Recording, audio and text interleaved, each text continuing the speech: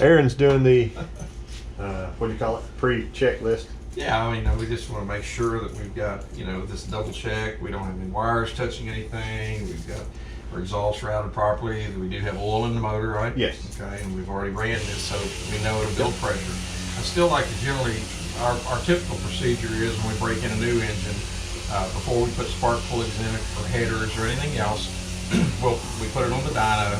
We pre-oil them anyway, right? So we're going to pressurize the oil, so it's going to already be pre-oiled. But I like to put them on the dyno before I put plugs or anything else in them. Hook up the water, then I circulate water through the engine while the plugs are out. Because what happens if there's a crack we missed in the head or a head gasket leaking, then you get a hydrostat situation. So we eliminate that as a possibility. Then I always like to then spin the engine over without the spark plugs and watch it build pressure on its own. Okay, that way we know the pump's primed, the entire oil system's ready to go before we put any pressure on those bearings. Then and only then do we put the spark plugs in and put the headers on. And we know that we're leak free, we know that we're oiled up, and we're ready to start the engine. Perfect. Yeah. In your case, you've already pre-ran this, so you saved us a lot of that trouble. And I was hoping to save a little time. Watch the blow by, and you'll watch the power, and typically you'll make about 3-4 pulls, and you'll watch, make no other change on the engine. You'll watch the power will come up steadily, 3, 4, 5 horsepower pull, and then it'll level out. Once it levels out and it quits making power at the same temperature, then's when I start doing tuning, because we don't want to get a false reading thinking that we're doing something. A degree of timing actually made 10 horsepower when the ring proceeded. Yeah, right. Okay. Yeah. Fuel you want to run this thing, Joe? I got 93 out of the pump. Do you really? All right. Well, let's. So this is a 400 Big Block Chrysler. Okay. 30 over. Okay. 10.1 to 1. The cam is 238, 242 at 50. Lobe separation is 110. These are Edelbrock Estreet heads. I don't know what they flow. They've been ported a little bit. Performer RPM, it's totally stock. 750 AED. What's it gonna make? 390 to 430. 390 horse, 430. Okay. That's what we're gonna start with or finish with? That's my wildest guess. Okay. I don't know if you're gonna win the t-shirt or not. But...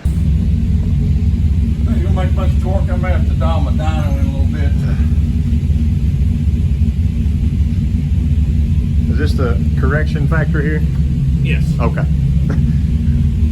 Exactly what that is. And we always print a sheet of actual measured in the room power, and then I print a corrected one. So I give every customer both sheets with different days, different atmospheres. The correction factor is 3.3% today.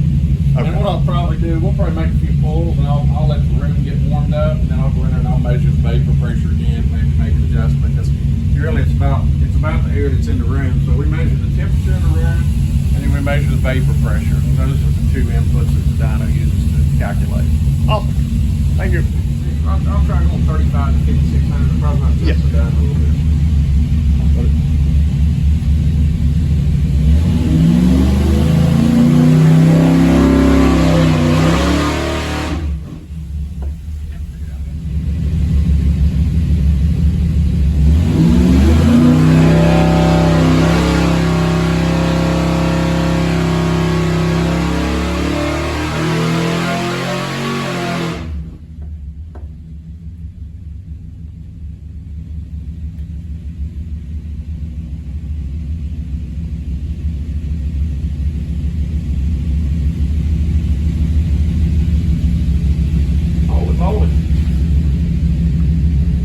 I missed it. We're doing all right so far? Going good. Little 487.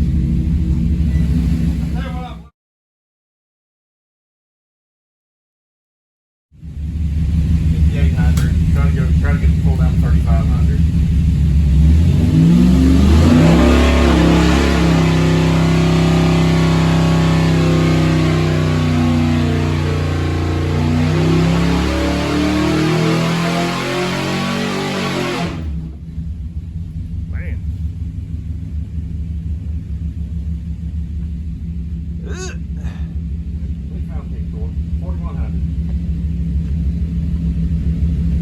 Actually, it's about 4,400. Looks like. We don't have to pull it that low.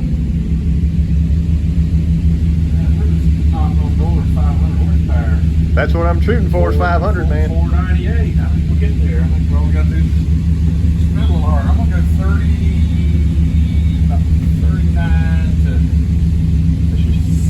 6. Get a pretty good valve crank this thing, right?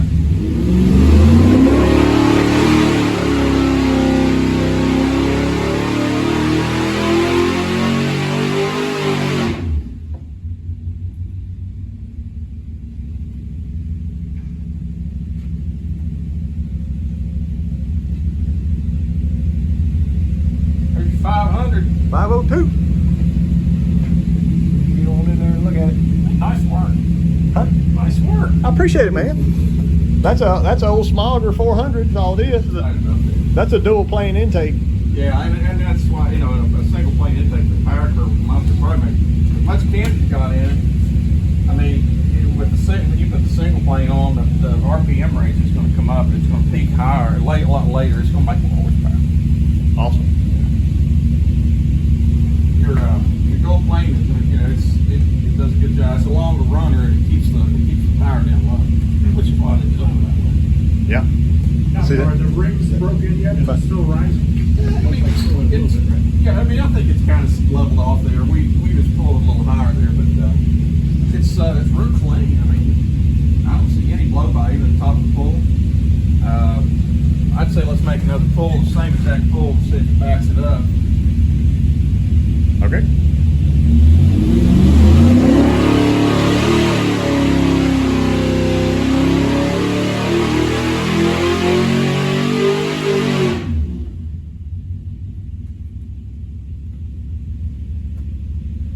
Right there. 502. Almost looks like that up a lot. 510. Well, Yeah. still got oil pressure? Yeah, I'm working 77 pounds. I'm starting to put a little heat mode now.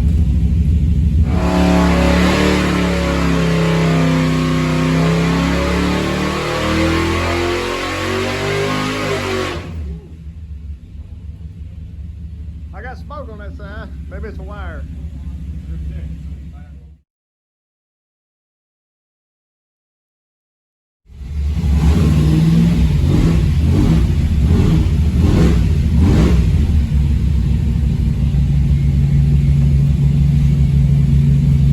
Sounds like it's running on 8 now. Good. So this is 34 degrees? 35, okay.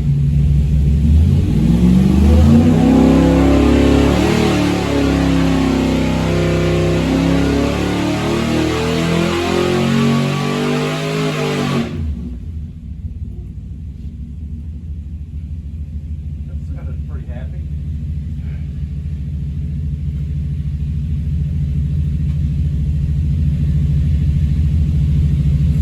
$507. That's a nice square motor. 516. 507, 507, what I'm seeing. What about that one? 516. Oh, yeah, it's 516 popped in there. The paint's still at 5,700. Yeah, it picked up, actually, it looks like it carried a little bit better. It's 5,800, it's 57, 58, it's still at 501 to 5,900, so they can carry a little bit. It's generally when you advance timing as well. It picked up a pretty good bit of torque there, because what was we on our last run? 32, we were 509, 506, 510. Man, it didn't pick up a great big bunch, but it did pick up 515, 516. So it definitely, it's not a huge chunk of time. What would cause that drop? Like, Oh, I mean, you get little glitches on. I mean, you're looking at every 100 RPMs, and you're measuring it with a load cell. So you're going to get some variation. I always average things out. And as I see a glitch, I don't get too excited about it. I sometimes will throw that out. When you smooth, like some dynos, like if you do a layover? graph, Yeah. the smoothing effect basically, averages, takes out those little glitches. I prefer to look at the real numbers though. It's just more meaningful to me trying to look at the damn graph and figure out what's going on. I like the raw number. Right. Okay. From this, would you say more timing? Or we're there? You could put another, you could put a little more in it, put another degree in it and see if it does anything. But two, if it backs up when it, I mean, you go to it, quits picking up. Now, I would have thought we'd have picked up a little bit more than there because I figured we'd still need more timing in this thing. You're close because you're, you know, like I said, you didn't pick up a big chunk. We picked up on average probably about 4 or 5 foot-pounds torque right there on 3 degrees of timing, which is not monumental. I think we're probably pretty close. If you want to throw another degree in it, make a back-to-back, let's see what it does. If it doesn't pick up anymore, then I'd probably take it back to about 34, and that's where I'd run it. Okay. So, won't know till we try, I guess. Alright, well, I don't know what more it needs. I'm going to watch for some valve covers on this one.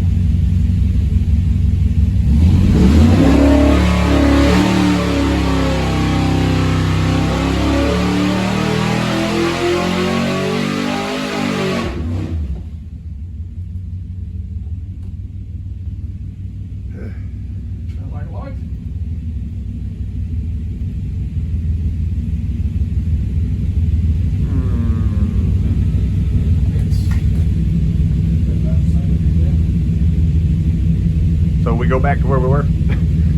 I think I would. I think I'd run about 35. You're not giving up any appreciable numbers up top for sure. Right. And that's going to be a whole lot.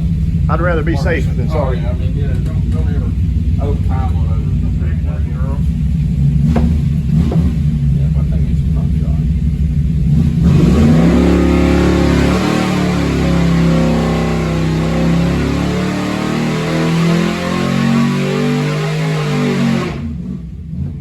I didn't see much movement on the motor.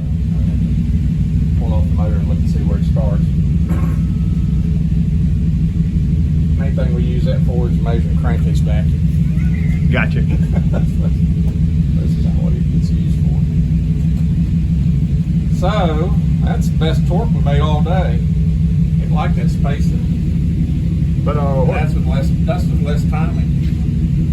yeah. 13, 20, 11, 17, 9. Look, it's good everywhere. It didn't care on top. Of course, that could be that we did take some time. I was going to make 506 and 5900. Yeah.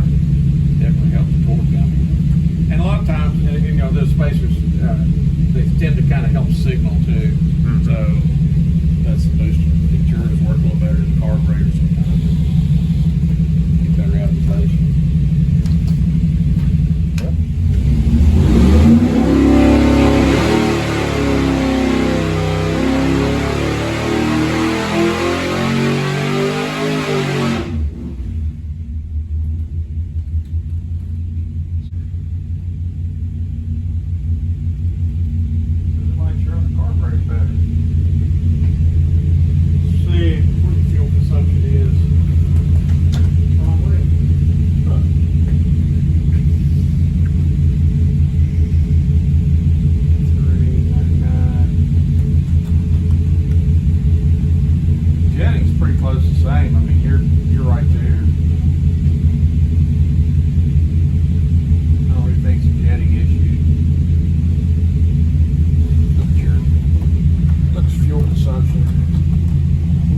Fatter here, but I mean, overall, it's right there. I mean, it's standard number for number.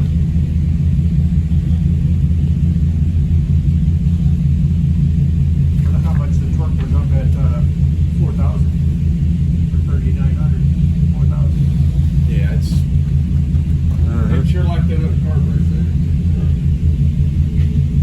And like I said, if the torque was, you know, torque being down, I would say this carburetor, you know, if it was leaner, that would cause that, but it really doesn't look like it's leaner. It's burning 163, 168, 163. I mean, it's right there. It's almost number for number as far as fuel consumption. So it's consuming the same amount of fuel. So I don't think it's a lean condition. Some engines just like the droplet pattern of some carburetors there too. And that's where, you know, the booster matures, the way they make it matures, where some atomize fuel better than others. Some engines like big droplets. The chamber has a lot to do with that. I can't tell you what combinations necessarily work together. I just know, you know,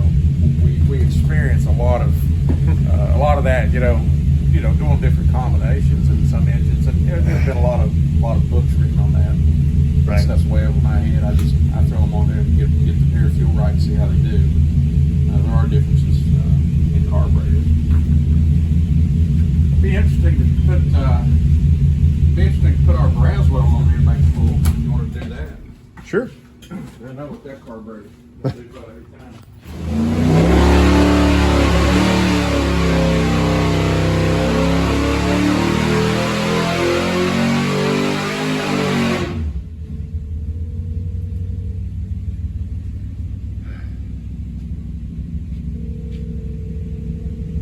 So far, your carburetor's the winner. Boom. It's real close to what your carburetor's doing, but it's not in. Get it warmed up, get the oil temperature up, it'll probably come up a little bit. And look at your fuel consumption. So you're right about where your carb is. And I promise you that one there is on about 12.8 to 1, 12.8, 12.9. Okay. A good deal. That's 1,000-something CFM carb. So whatever that carb we started out with, size carb, it's a lot. It's supposed to be a 750.